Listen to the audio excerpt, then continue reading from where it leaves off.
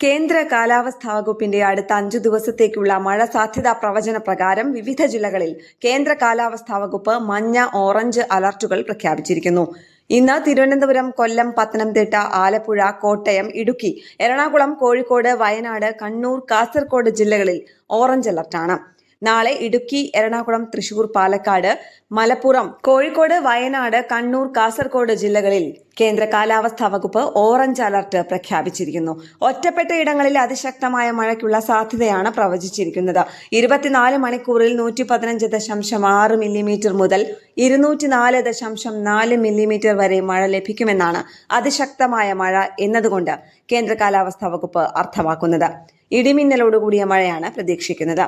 തൃശൂർ, പാലക്കാട്, മലപ്പുറം ജില്ലകളിൽ ഇന്ന് മഞ്ഞ അലർട്ടും, തിരുവനന്തപുരം, കൊല്ലം, പത്തനംതിട്ട, ആലപ്പുഴ, കോട്ടയം ജില്ലകളിൽ നാളെയും, പത്തനംതിട്ട, കോട്ടയം, ഇടുക്കി, എറണാകുളം, കോഴിക്കോട്, വയനാട്, കണ്ണൂർ, കാസർഗോഡ് എന്നീ ജില്ലകളിൽ മറ്റന്നാളും മഞ്ഞ അലർട്ട് പ്രഖ്യാപിച്ചിട്ടുണ്ട്.